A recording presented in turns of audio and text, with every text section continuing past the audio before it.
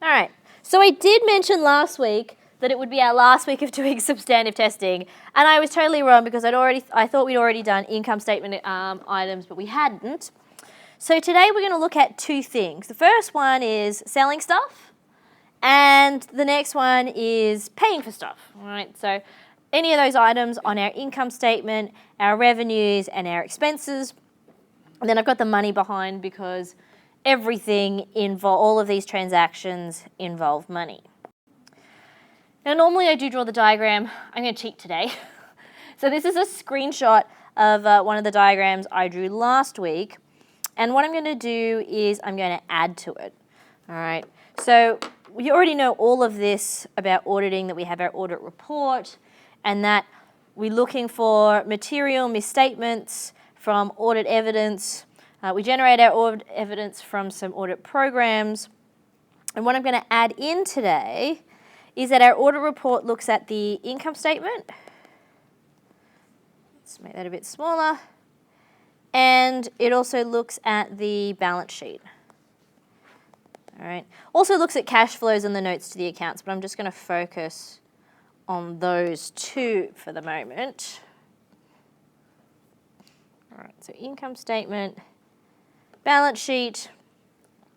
And so what we're doing is we're looking for misstatements in both of those. We know that last week we looked at the balance sheet, and we know that we've got our existence assertions, completeness, valuation and allocation, and rights and obligations. Okay. All right. So those go with our balance sheet items, and we already looked at those last week. And then on our income statement items, we've got occurrence, completeness, accuracy, classification, and cutoff. All right, and so those are the assertions that we're going to be looking at today. Let's move these around a bit. Here we go. Cool. All right, so our audit programs really are things that we use. Just make this arrow a bit bigger. So our audit programs help us determine whether there are any misstatements in our income statement or in our balance sheet. All right, and we use our range of procedures. And in terms of procedures, we've got a pretty huge list. Let me do that in a different color. So in terms of our procedures, we've got vouching, we've got tracing, we have recalculation, we've got inquiry, we have confirmations, we've got inspecting documents, we've got inspecting assets, and we've got analytical procedures. All right, let me make that a bit smaller. Okay, now the key thing to remember here as well is that we use this set of procedures here to test the balance sheet, to test the income statement, either in tests of controls or substantive tests. All right, so it's a real mix and match type approach. I might choose some vouching to actually test an internal control. I could use a different form of vouching to test the existence of inventory items. So there's lots of different mixing and matching. And one of the key things that I've been talking to you guys about is that one of the important skills for us is this idea about design. All right, and that always comes in from, and let me just bring up the diagram that I like to use here. I think it's this one. Here we go.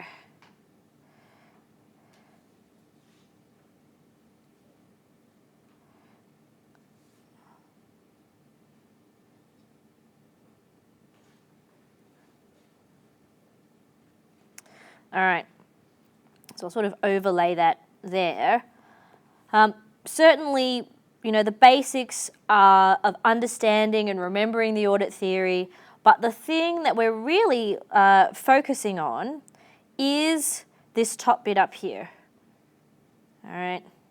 So our subject is focusing on the creating, evaluating, analysing and applying. All right. That's why you have your handbook in the final exam. We're learning about applying the auditing standards and applying the auditing theory.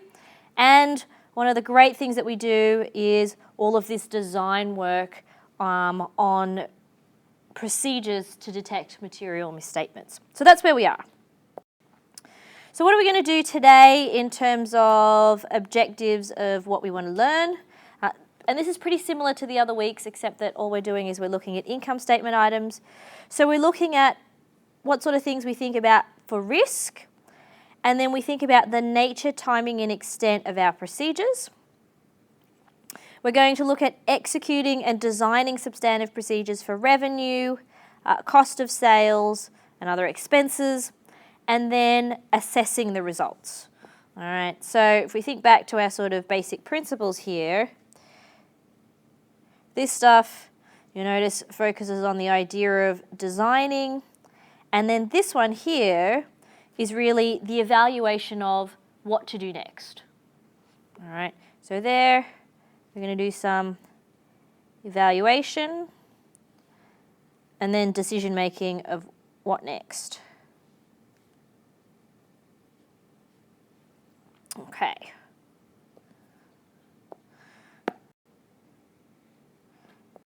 All right, so what about risk and our substantive procedures? We know that where there is more risk, we want to collect more evidence to make sure that we consider our detection risk. Now, with balance sheet accounts, and I'll draw a little diagram here. Let me pick a colour. All right, so this little blue line here is our entire financial year. Okay, so let's use our Australian financial year here, 30th of June. Oops, actually no, that should be the 1st of July. Let's rub that out. So let's go 1st of July, and this here is the 30th of June. All right. Now, when we think about our financial period, our balances are information that we want to know at this date here. That's about our balances. The idea that our balances are about snapshots. Okay, so let me write that here. I think a snapshot is a word that I got from John Tyler 1,000 years ago when dinosaurs still roamed the earth, and I was one of his students. He talked about how the balance sheet is a photograph of the assets, liabilities and owner's equity at that one particular point in time. It's going to be different on the 29th of June to the 30th of June to the 1st of July. All right, so our balances are these snapshots, and really, if I'm auditing a balance at this date, I can't do too much back in this period here. Right? It's no use back here trying to do a stock take of inventory. It's just not going to work in the timeline. But what we have with transactions, I'll do transactions in a different colour, is that our transactions actually cover the entire financial period. All right, and what I'm doing is I'm calculating the sum of that entire period when I'm auditing my transactions, or I'm looking at transactions. So that's the purple one there, sum. Okay, now what does that mean in terms of how we do the audits? Well, certainly for balances, we have to do lots of things at the end of the financial year.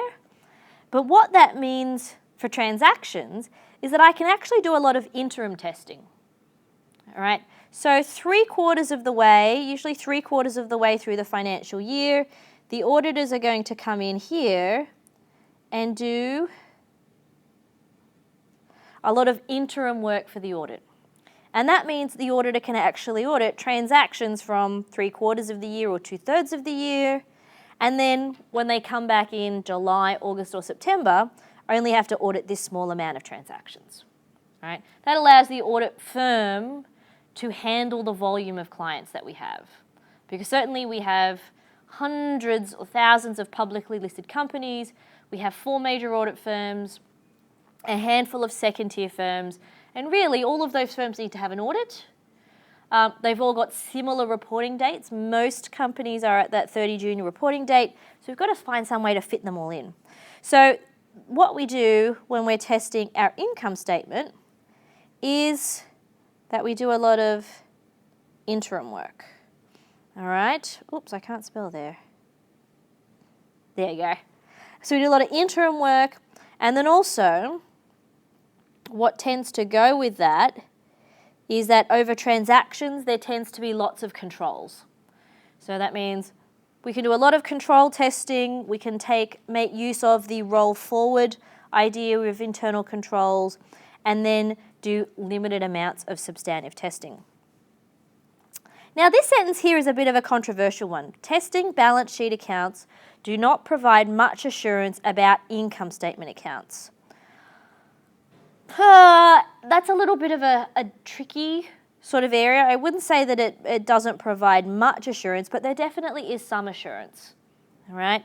And it's probably not going from balance sheet accounts to income statements, but if I audit income statement items first, that can give me a lot of information about balances, right? Because if I could prove that all of these sales here really did occur and all of my sales are on credit, that gives me some assurance that the customers that we have in accounts receivable are all real customers.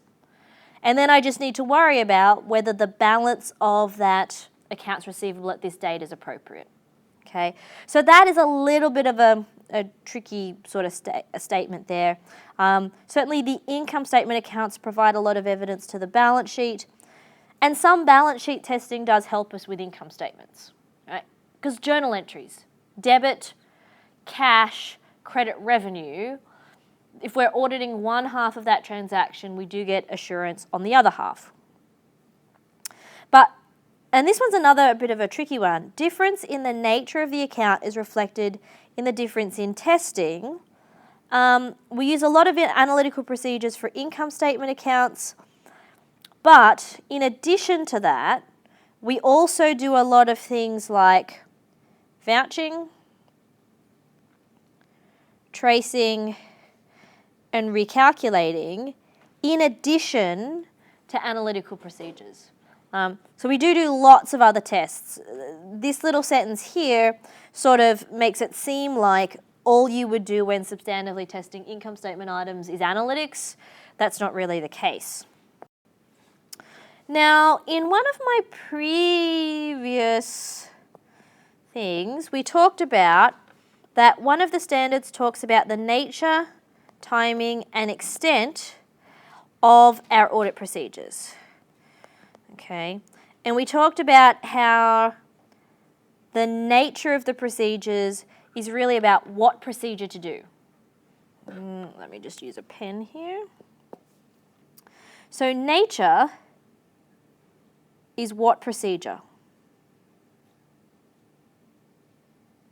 All right, the extent of substantive procedures is the how much, okay, which is sampling. And can anyone remember what ASA applies for sampling? 530. All right. I bet you were all thinking that's exactly what I was going to say. So ASA 530 gives us an idea of how much to test, and we know that that is driven by our audit risk model. All right. So the amount of risk that we have and the materiality. Okay, so certainly when control risk is high and detection risk is low, we're going to do a lot of substantive testing because controls aren't any good. In a low control risk situation where their detection risk is high, I'm going to do tests of internal controls and then limited substantive testing. Now you'll notice here that none of these options say no substantive testing, right? There is never a situation in which practically we would not do any substantive procedures. We're always going to do some substantive procedures as, even if controls are fantastic and the best we've ever seen, as a just-in-case measure, as a safety net. So there's always going to be some substantive testing. So nature, we've looked at. Timing is the third one down here. And the timing question is the question of when. All right, when am I going to gather that evidence? And for transactions, we know that from the previous diagram that I just drew, we can do work at the interim plus at the end of the year, both of those. Whereas with balances, we're restricted to doing those at the end of the year. We could also sometimes use work of internal auditors under the ASA 600 series. But the main question of when, that interim work becomes really important in terms of helping us with efficiency. The first account we're going to look at today is revenue. So we're looking at income statement items. So revenue, less expenses, gives us profit. There's some other things in there, but we're going to focus mostly on the revenue and the expenses one. Now, the slides are 100% correct here when they say it's a very significant account. Without revenue, the company doesn't survive. All right, so it needs cash flow for survival. And we're going to talk about that a little bit next week in regards to the concept of going concern and ASA 570. All right, but the company needs cash to survive. If I can't sell goods or services, then I can't generate cash. If I can't generate cash, then I can't pay my suppliers or my employees or my utilities or buy more goods to sell. So if I'm not making sales, then I'm going to fall into a big insolvent heap really, really quickly. When you look at ASA 240, which is the standard on fraud, and you look at the back of the ASA in the appendices, they say that there are certain things that are accounts and areas that are at risk of fraud. And one of those ones, they say sales, is always going to be a significant fraud risk. And there are a number of reasons why. The first one is pressure to achieve sales targets. All right. Now that sales target might be because of performance evaluation. All right. And some sort of bonus scheme linked to KPIs of some sort. And we see that at Cloud9, that the company has management incentives to achieve growth targets, and if they hit those growth targets, they receive bonuses. So there's often a lot of pressure to achieve sales targets linked to management control systems and performance evaluation. And certainly, who's done MDC? Some people. All right, so if you've yet to do MDC, in MDC you talk a lot about control systems to get people to do what the organisation wants them to do. And that might be setting a sales target, it might be manufacturing a certain number of pieces in a day on a manufacturing line, but there's always lots of pressure to achieve sales in organisations. They're also important because 99% of times they're material and they're what drives the survival of the firm. Really, the only companies that don't make a lot of revenue are startups because they're spending a lot, but they need to generate revenue streams. So it's material. And then the other one for most publicly listed companies is the fact that often they're high volume. Now, high volume has two issues, or I suppose the biggest issue is that you have, because errors could be one-offs or errors could be recurring. Now, if you have a recurring error, then a $1 error in every single transaction over 1 million transactions a year, or 100 million or 10 million transactions a year could result in a very material misstatement. Right? And that could be there's a problem with your internal control system, or it could be one person processing their transactions incorrectly throughout the entire year. And that's something I've certainly come across. Someone might have been trained incorrectly, and then there's no oversight on what they've been doing. And then at the end of the year, you go, why are all these transactions wrong? And someone's like, oh, this is the way I thought I interpreted my training manual, or I thought somebody told me to do it. So recurring errors in high volumes of transactions can result in high errors.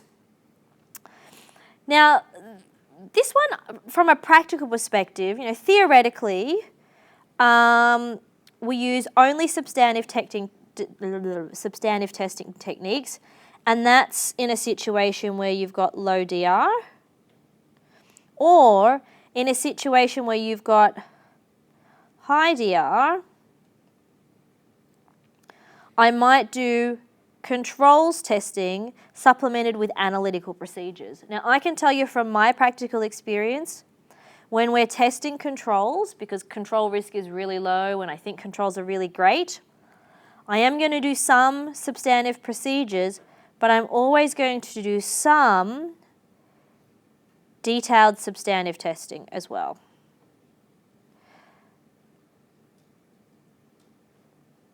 Even if it's maybe only 10 transactions. All right, I'm always going to do some. The reason being is that, an analytic can tell me what sort of area I think there might be some misstatements in, but I'm always going to do 10 substantive tests, or 5, even 5, just to provide yourself with coverage that you have done some substantive testing.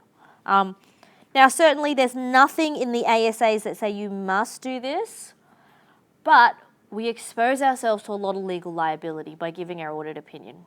So if something does go wrong, even if the company had really great controls and I tested them and they worked perfectly, I still want to have some substantive tests done as a backup plan, all right, as a little bit of a safety net. So just like if you're studying a subject with 10 units or 10 topics, even if you knew one topic really, really, really well, before the exam, you're probably going to spend just 5 minutes reading over your notes quickly. You might not do all the homework questions again or do the online quiz questions again, but you are going to have a quick little look at it.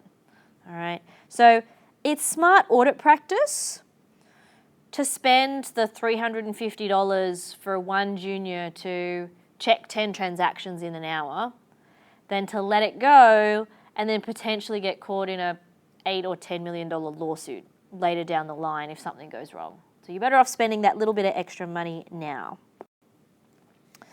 So what are our most important assertions? And these are the ones that are most easily manipulated as well, because remember, for revenue, we are expecting companies to overstate or understate. Overstate, yep. Expect companies to overstate. Now, of course, you need to make sure that you understand your client really well, because some clients might want to understate their revenue, in which case the opposite of all of this is going to be true. But let's go through the overstatement one first. Occurrence, we're making sure sales are real. All right, we don't have any fictitious sales because of this high pressure to achieve sales targets. Have we got accurate sales? So they're not overstated. We haven't inflated the prices and then given people a big discount. And then cut off, which is sales recorded in the incorrect period. Now it says here sales that occur after year end could be recorded early, or sales from this year pushed into next year.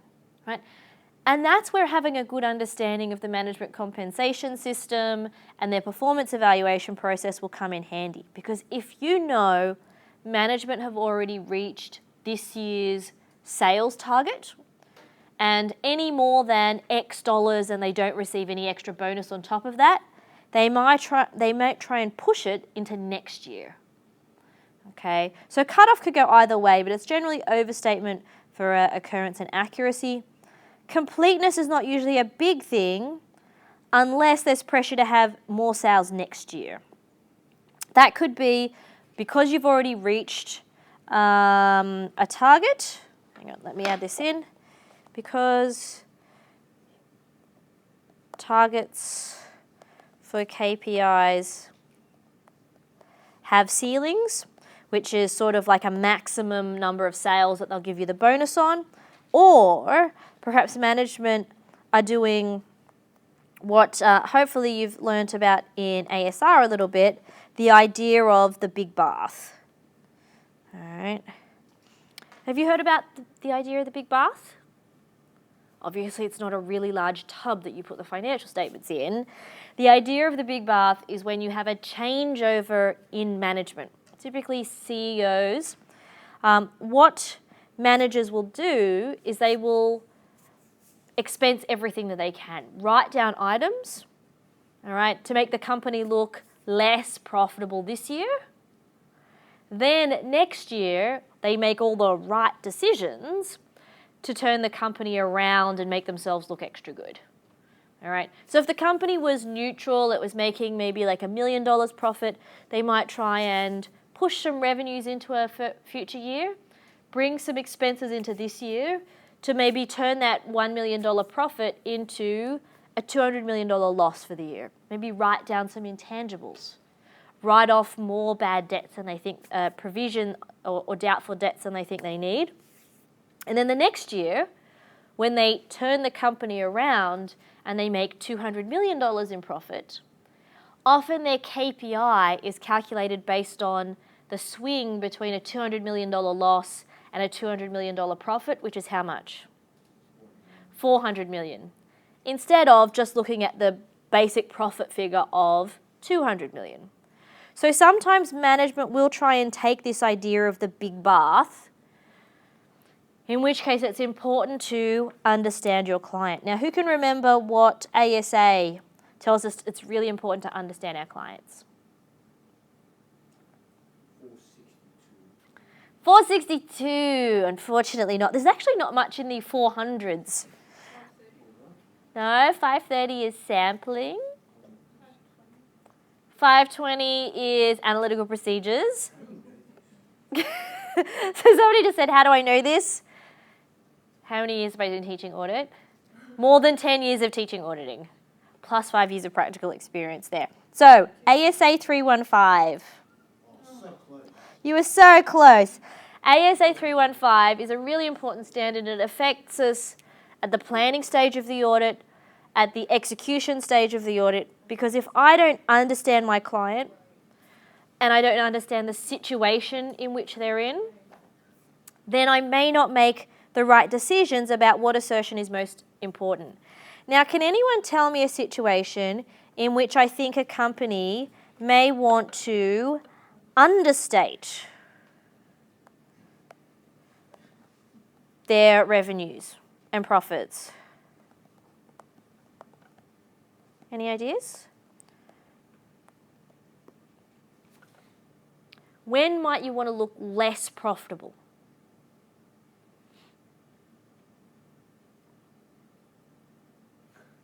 Someone's going, anyone? 2, 4, 6, 8, 10, like 12 people in the room. When do you want to look less profitable? No one. Okay, all right. So I know the answers to these. So you might want to understate in a couple of different situations. Number one, you're fending off a takeover. All right, so if you're worried about being taken over, you might certainly make yourselves look less profitable. Say, oh, this is not a good company to buy. You might be in... You could get a bargain. So that's an option. You could have a wage or a union negotiation where you might not want to pay an increase in wages and you might reduce your revenues and increase your expenses to say, hang on a second, we can't afford to pay. You might want to fire a large number of employees. You say, oh, look, we can't keep you on. There's all these issues. We don't have enough money.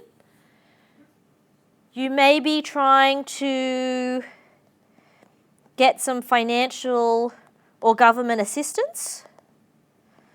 All right. So if you're trying to convince the government to restrict foreign investment or other companies from coming into your industry, you might say, oh, look, we barely make any money.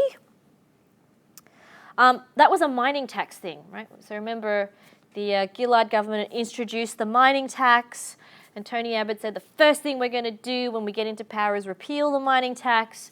And that was from a lot of lobbying from mining firms who were saying, look, we're barely making any profit, to pay our employees, to pay our dividends, etc. So we've got a couple of different reasons here why a company might want to understate their earnings. So you might have a takeover, a wage union negotiation, firing a large number of employees, or you might want government assistance. Qantas a few years ago fired 5,000 or made 5,000 staff members redundant. And they also announced their first loss in a significant number of years. Funnily enough, the company bounced back to a pretty good profit the period after that.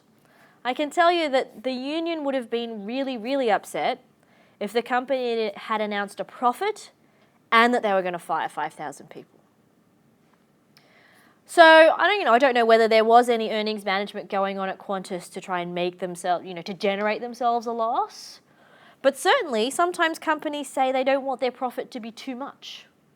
There's this idea of something called earnings smoothing. Have they talked about that at all in FSA or any of your other subjects? No? Okay, so I'll draw a little diagram because I have lots of little diagrams.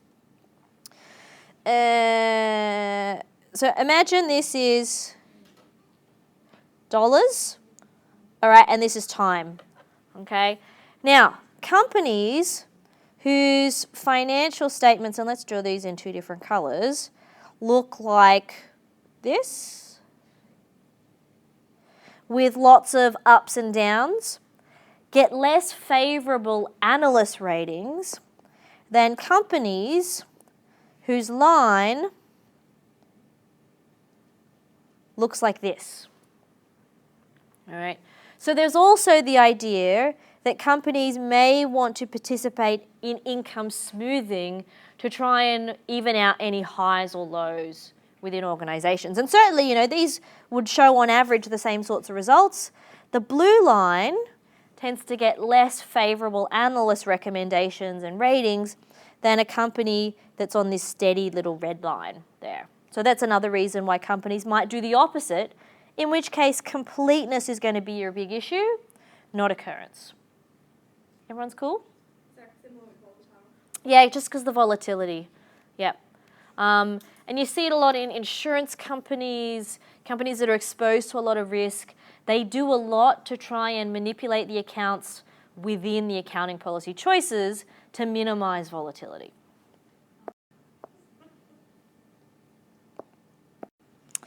Okay, so when we're testing revenue, it can get a little bit more tricky with services because how do you prove that a service really happened? With goods, it's often a little bit easier to prove that we made a delivery to a customer. Service revenue can be a little bit tricky. The other thing that can be a little bit tricky is construction revenue. And I think in ASR that David and Robert would have talked about, the different methods for allocating construction revenue. Certainly down UTS, we've had lots of construction going on.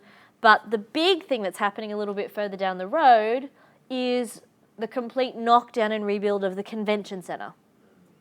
All right, so they're going to not, the entertainment centre is still standing, but come January 2016, the the entertainment centre is going to be flattened.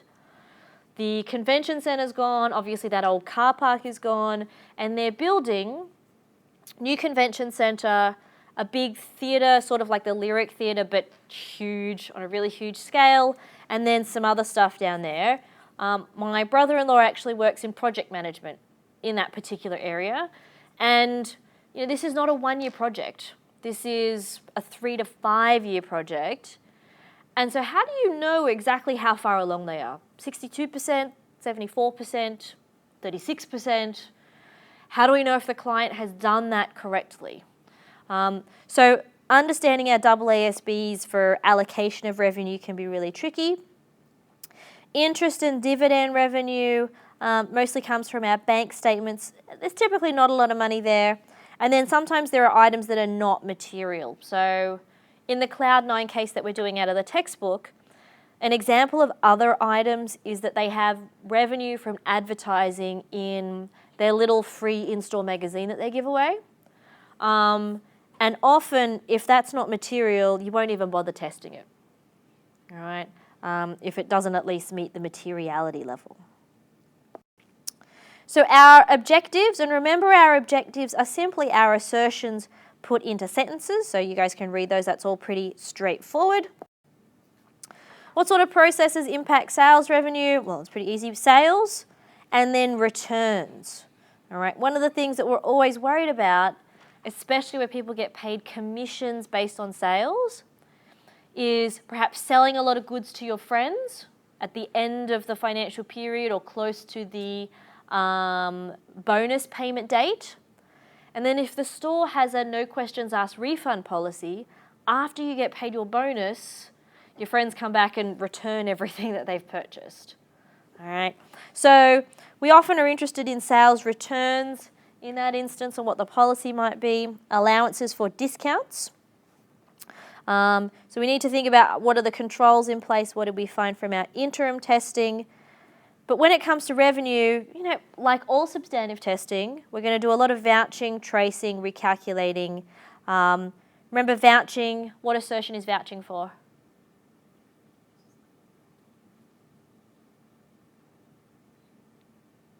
Starts with O. Occurrence. All right, so let me write these in there because it seems like we've forgotten. Okay, so our vouching we do for a lot of occurrence. If we're doing tracing, what assertion is that for?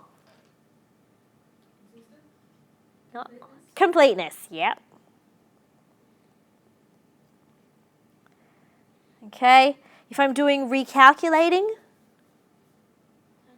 accuracy, fantastic. All right.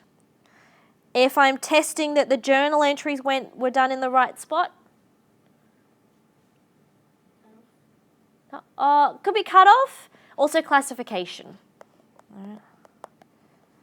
Okay, and the cutoff one, even though I don't have cutoff here, when we're doing cutoff testing, we do a lot of vouching and tracing at the same time.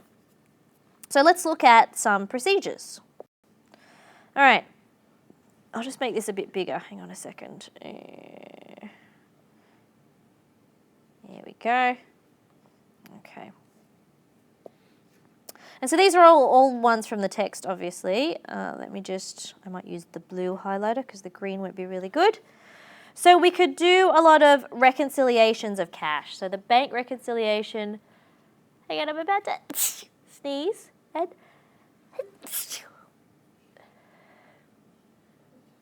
I think that's it. I sneeze small for the microphone. Otherwise, like you're listening to the podcast or the lecture recording, and you got your headphones in, and then you hear this really loud achoo, and it sends people deaf. So I'm trying to be considerate when we do our sneezes there. We could do some reconciliations of cash. We could even correlate activity with sales. So if I know that all sales are in cash, if I add up all my sales, that should be all of the deposits I've made for cash as well. Now, here is an example of a procedure that's not great. Test the records of products ordered and shipped to the sales records. Okay, in that instance, I would probably change that to something like, and if we're doing completeness there, trace. Okay, I have to have, I'm going to repeat the caveat I said about the textbook before. If you're ever copying these sorts of procedures into your handbook for use in the final exam, you might need to expand or edit them to make sure that they meet the 4 rules. Because if you'd used this in an exam, I probably wouldn't have given you all of the marks there because it was a little bit bodgy. Test the postings of individual sales invoices to the sales ledger. Again, that's one that is more like trace. Account for the numerical sequence of invoices, so each invoice should be pre-numbered. We're looking for any that are out of sequence. And then test recorded sales to the records of products shipped. Now again, we would go with vouch, all right, because we're starting at the end and we're working backwards to test that amount. But they're nice and detailed. It says agree the dates, customers, product quantities, price and amount. Now sales returns, credit memos are when you don't give a refund but you say, you know, we'll put your account into credit.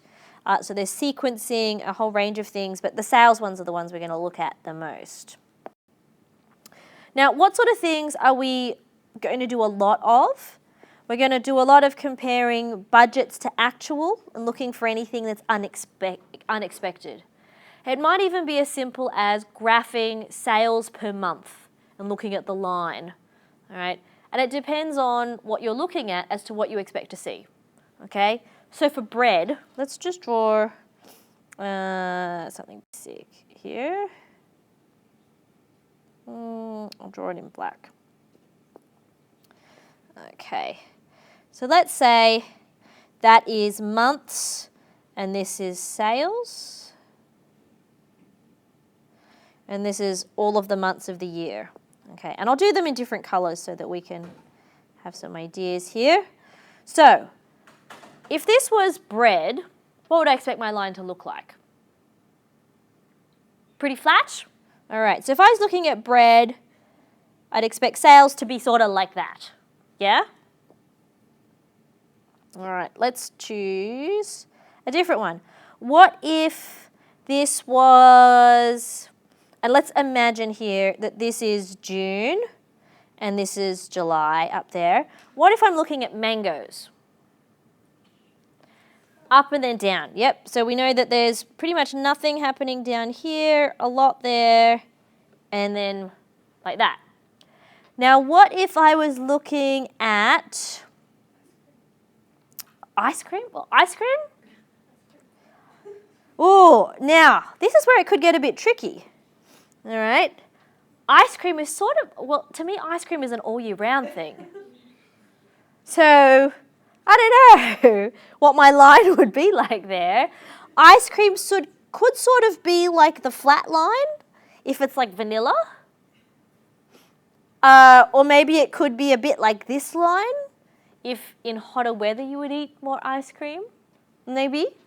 So, you know, another example like this would be, you know, turkeys or roast chickens, you know, sorts of things that we only eat a lot of at Christmas.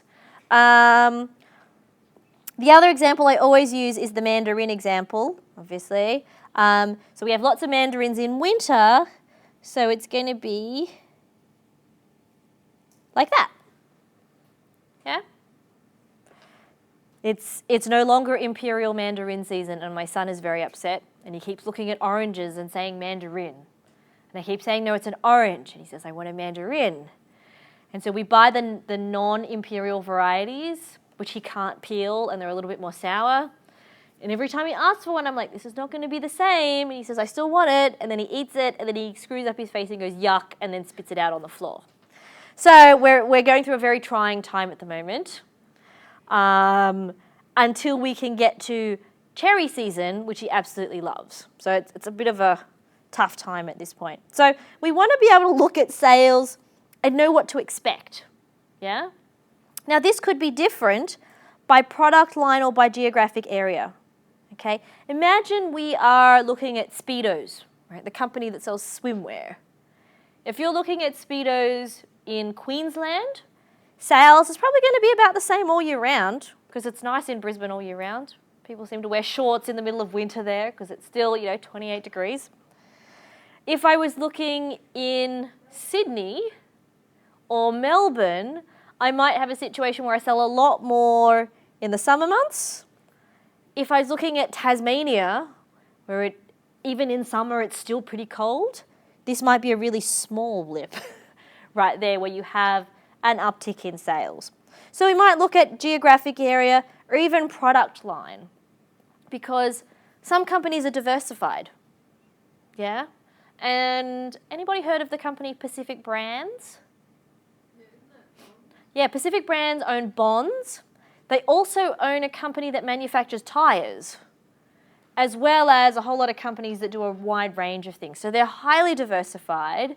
And so for bonds, the sales patterns and what we expect to see in terms of growth, etc., and their marketing plans would be really different to what they have for tyres, would be really different for what they have for other things. So it's important to understand the firm under ASA 315.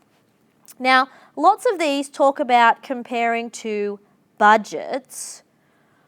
Of course, this only works if the budgeting process at the firm is really well organised, is well controlled, and they budget appropriately. If they build in significant amounts of budgetary slack, or the budget is just the same rolled over year to year and they don't ever adjust it, then the budget might not be a good thing to compare to. You might just compare to last year's actual. So we talk to a lot of people about what's been going on. We do a lot of vouching, tracing, and recalculating. All right, so let's look at our number 2 area tonight. And our number 2 area is cost of sales, because we know that our income statement is sales less cost of sales equals gross profit. Whoops, not gross profit. Okay. So we know that we have this basic little equation here. And so if I'm trying to manipulate, undo. Oh, can I delete that bit?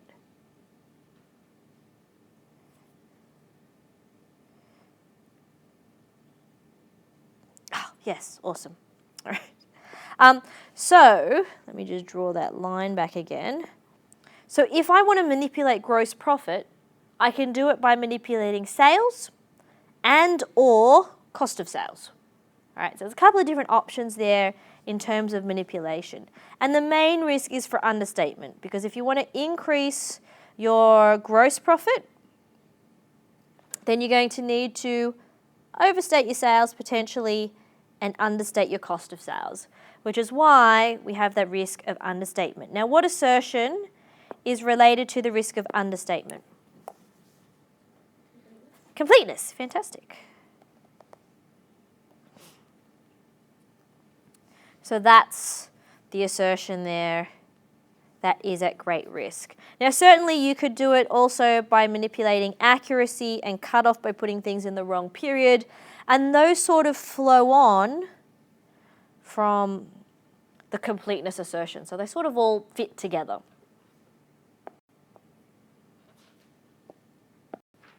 Now, in terms of accuracy, we do a lot of vouching, right? Start at the end, recorded amounts to documents, and that could be for things like depreciation or bad debts. And then there'll be a lot of recalculation in here, and you'll do all of this in relation to ASA 540, because that's the ASA on accounting estimates. Cost of sales can get tricky, all right? Now, if you are a wholesaler or a retailer, wholesale, retail, then cost of sales simply ends up being purchase price for goods. All right, and that is not too bad. All right, that's typically, you look at invoices and that's relatively easy to verify. Where it gets more difficult is companies that are involved in manufacturing. All right, because for manufacturers, how do they figure out the product cost? Any ideas? Yes. So it's direct materials plus direct labor plus, what's the last thing? Overhead. Okay. Now, out of all of those components, which of those components is the most difficult to try and figure out? Overhead. Yeah, because we know that there is the plant-wide method, the departmental method, the ABC, the activity-based costing method. So for wholesalers, it's pretty easy. Opening plus purchases less closing should give you what you sold. For manufacturers, it gets a little bit more tricky. Now, where else in auditing the financial statements will we look at this same product costing information? Auditing what balance account? What balance account contains information about product costs? Inventory. All right. Because remember, to calculate the value of inventory at the lower of cost or net realizable value, we have to go direct materials, direct labor, and overhead. All right. So this is where some information from the balance, if I can verify this cost, then all I need to do to verify cost of sales is the quantity of units moved, and then I can calculate an accurate amount of cost of sales. Okay? So I can do a lot of work with cost of sales. I might look at supplier documentation, their invoices, and if I've got expenses like payroll, I might match those back or vouch them to time cards, employee lists. You might also have, now for anyone who works in an accounting firm, what do you have to fill out each week? To track your timesheets? Or if we're in a business where we don't have timesheets and you're on a wage, what would you have signed? Contracts, yep. All right, so there's lots of different information there that you might need. You might need to make sure that you consider employees who leave during the period. Certainly we're thinking about these guys in terms of expenses, but what balance sheet item might also be related to employees?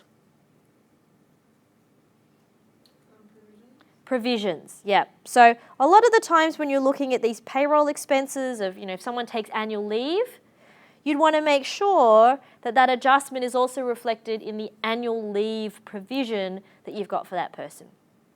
And for companies that have a lot of employees, what goes into payroll expense and wages payable and also the provisions for employee entitlements can be quite significant. There's a reason why companies tell you to take your annual leave. It's not because they want you to have a good work-life balance. It's because they want you to reduce the provision of annual leave sitting on the balance sheet. All right, the other things we have to worry about, obviously completeness because we're worried about assertions and understating expenses. So we can look at invoices around the end of the year, and that one is certainly a form of a cutoff test. All right, the other thing that you could do is, just like for accounts payable, a subsequent cash payment test to find any items that could be expenses but things haven't come through. You might even do some tracing of goods received. All right, because you might receive something in the warehouse, choose not to include it on your accounts payable or your expenses, but the item is still physically arrived. So you can trace, we've received something, but there's no journal entries that might go with it. Classification is our debits and credits. That might be important if you've got say you prepay rent, and then you have to figure out what's the split between prepaid and actual versus expense there. Occurrence not typically significant unless you're expecting companies to overstate their accounts receivable, which is pretty rare. So here is our assertions to match our objectives. That's not anything new. What sort of processes impact on costs? And this is the key one that relates back to accounts payable, purchases. Right? So if we can test and gather a whole lot of information on purchases, then that will help us in our audit of accounts payable. The same there with our payroll, which is our wages expense. Okay, and our test of balances might also help us out, and we've talked about that. All right, so here's some sample procedures. Let me just change my highlighter color here. All right, so we might do confirmations. As I've mentioned, confirmations not often performed because they're just expensive and they're crappy tests. We might do some cutoff testing, and cutoff testing applies to sales and expenses. So we could look at both of those. This is the hardest bit. Unrecorded liabilities by doing our subsequent cash receipt test. We could compare invoices to our journal records. For payroll, we could look at how many employees we have at the beginning of the year and the end of the year, do some analytics. Employee data. One thing that I often did was I would ask them for a list of all the employees and their addresses in an Excel spreadsheet, and then I would sort by address. I would see if there were any if you noticed 3 employees all living at the same address, then could one of those employees be a fake, where perhaps someone has created a fake employee to embezzle. We could make sure that we're not anybody who was fired. Have we stopped their payments? That's usually pretty well done. We could look at hours charged compared to payroll.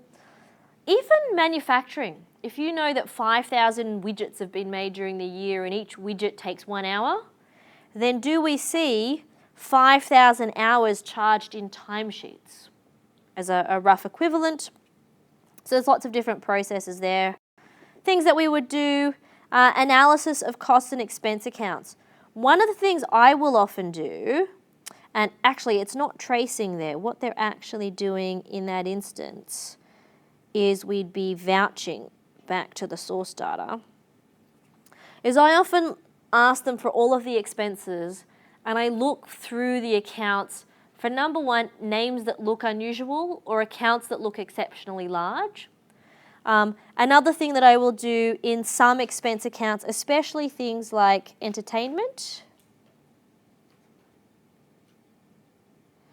and travel, to see if there are any transactions that appear out of the ordinary. If you had a company and they were claiming entertainment expenses for business lunches at gentlemen's clubs or strip joints, I would say I'm not sure that those are appropriate business expenses. If I notice that an executive assistant gets a first-class airfare, return airfare from the Gold Coast to Sydney every week, and this happened at HIH actually. The CEO wanted to keep his executive assistant so much that when she moved to the Gold Coast, he flew her down first class every Monday morning, flew her back on Fridays. When she stayed in Sydney, she lived in a luxury apartment, plus she had a huge salary that was all booked under company travel. So you'd want to look and see whether things look appropriate. Is the CEO buying, I don't know, stuff that doesn't seem appropriate? I think it was Solomon Lew at Coles Myer in the old days, and this is back in the 1990s. I think he had Coles Myer pay for the entire renovation and construction of, I think, a pool house, and a number of other private things at his own home. So we might want to just have a browse through here to see if anything jumps out as looking a little bit suspicious. We could do a lot of analytics. We've talked about comparisons of sales returns, locations, products. Look at costs and expenses. So if I see that the company has, in some months, large amounts of marketing, I would hope that accompanying those large amounts of marketing expenses, they've also got more sales. When we looked at this for Cloud9 last week, you'll notice that they've spent a boatload of money on marketing, advertising expense, and yet the company actually has less sales this year than in previous years. You know, they've probably spent the money, but it might give us an indication that the company might be in some financial distress, which we'll talk about next week. So there's lots of the usual sorts of things for our expenses. What sort of other things? We look at administration costs, which should stay pretty steady throughout the year. Selling expenses should move in alignment with sales. Audit fees should be pretty similar. Impairment charges. What sort of things would be impairments? What gets impaired?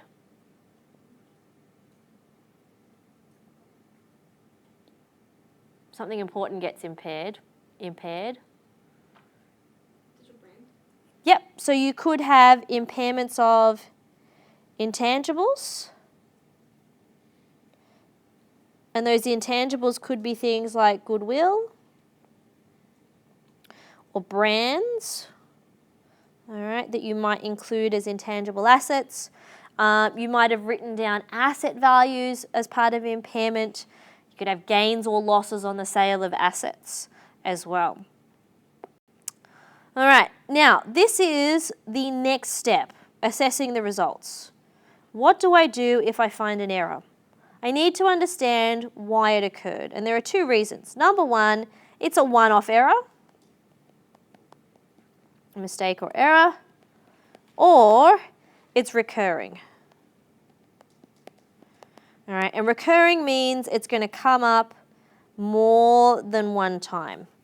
Okay, now if we've got a one-off mistake, then we'll tell the client if it's a one-off material mistake, you know, you've accidentally typed $50 million in a journal entry instead of 5,000, then you get them to make the adjustment. If we have a recurring error, then we need to figure out how big is this issue.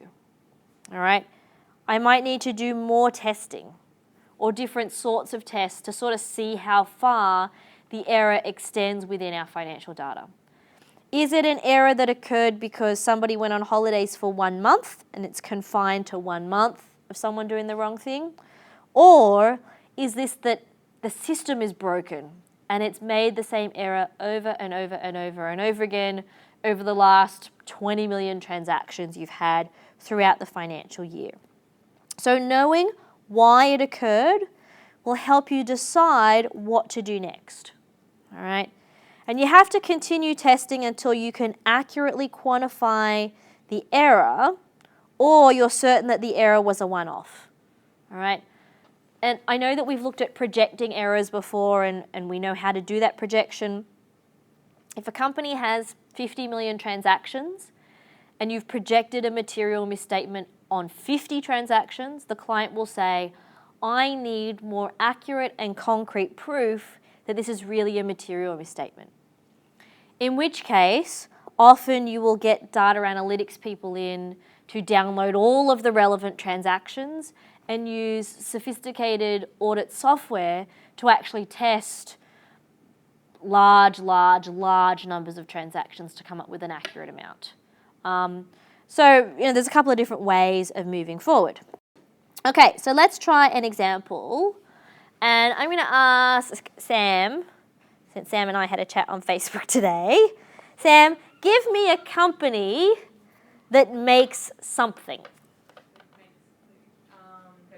Pepsi. All right. Okay, I've never been a Pepsi drinker. I don't know what it is. Not my preference. Okay, do we want to look at revenues or expenses? Hands up the people who want me to look at a revenue item. 1. Does that mean everyone else wants to look at an expense item? No? Who doesn't care? Everyone's like, I don't care. I'm tired. I've been at work all day. Amanda, just pick something. Okay. I I did revenues in my day lecture today, so let's look at expenses instead. And let's look at, I think I do cost of sales. They're a manufacturer, so let's do COGS. Sam, you okay? Do you drink Pepsi? No. Oh, she doesn't even drink Pepsi. Oh, well. So you're not getting any kickback for, mentioning Pepsi, and I don't get any kickback, certainly, for mentioning Pepsi in the lecture. So let's look at what sort of assertions are going to be relevant. Okay, so we're looking at transactions, so our assertions are, come on guys, completeness. What else? Accuracy. What else? Cutoff.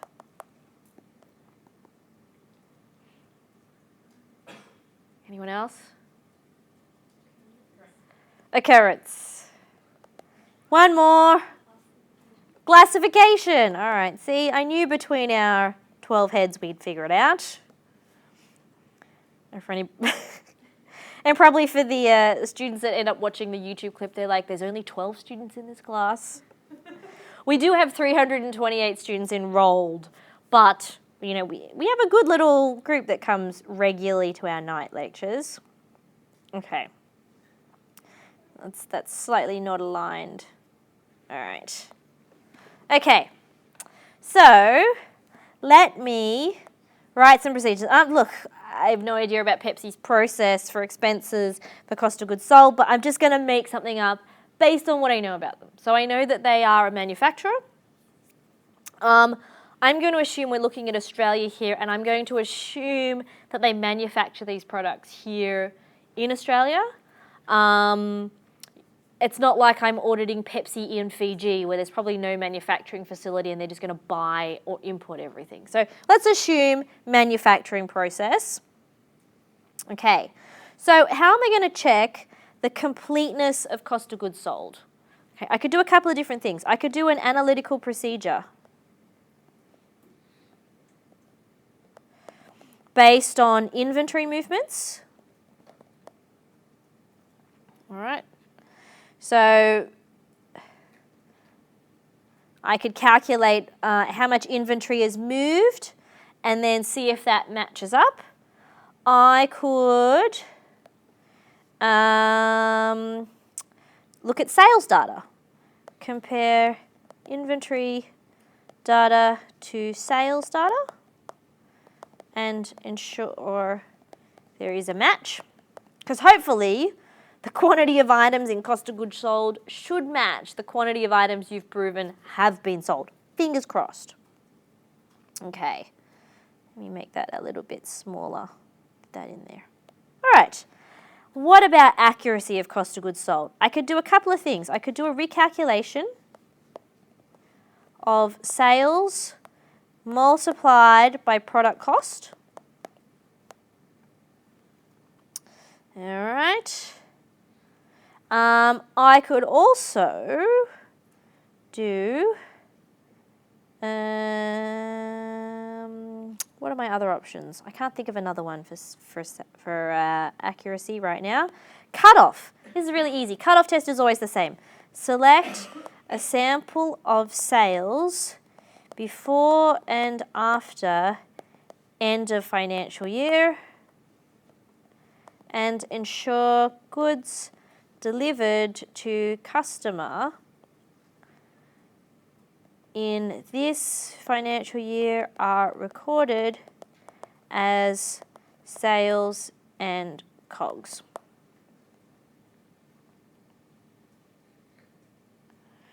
All right. Make that a tiny bit smaller. Okay, so I've got cutoff. Now I need to prove that COGS really did happen. All right, so select a sample of COGS entries, and would I be tracing or vouching? Occurrence. vouching. Vouch to proof of receipt of delivery by customer.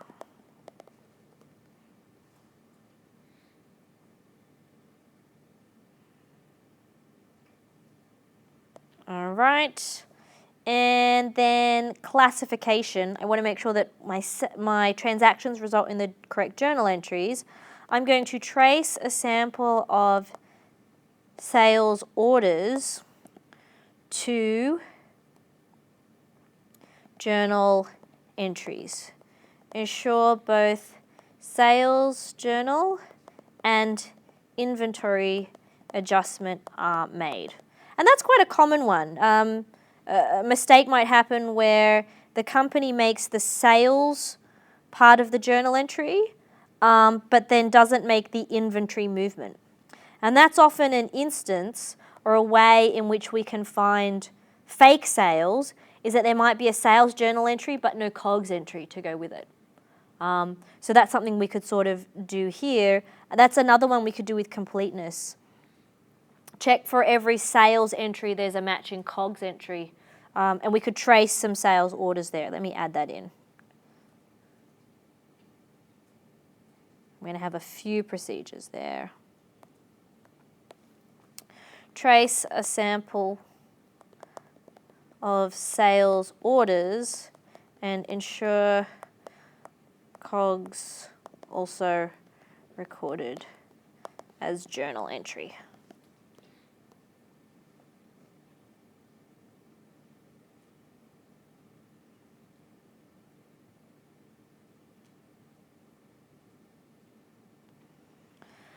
Cool. Anyway, I'm annoyed I can only think of one for accuracy at this point. Calculation of sales times the product cost. Oh, I could do, we could do some mathematical check of all COGS journal entries matches the general ledger. Because theoretically, in modern accounting systems, all of this the automatic journal entry should mean that they all add up, but there's a possibility it might not. Any questions? We're all good? All right, so what we've done is certainly we've gone through all the risks, we've looked at all of the how to execute substantive procedures, and we've looked at the results. Next week, we're moving on to finalizing the audit. And so we're going to do a few things that don't really fit anywhere else. So we're going to look at subsequent events, which is really, really tricky. So I want to make sure you guys are all here for that. Going concern, which is slightly less tricky, but still requires a pretty good understanding of reading the auditing standards. We're going to look at how clients negotiate audit adjustments, because we don't, we find adjustments, we don't give them to the client and they go, of course, I'm going to make all the changes that you request. There's some negotiation there, and then we're going to look at audit opinions. So next week is the last real new topics, but we are still going to have a lecture in week 13. We're still going to have a tute. This stuff is where we're really going to dig into the nitty-gritty of your auditing standards. So we haven't really talked or touched too much on auditing standards and looking at specific paragraphs until now, but our next and our last topic is really going to get into that quite a lot. Any questions? We're all good? All right, and we've finished a tiny bit early. Thank you very much, everyone, and I will see you all next week.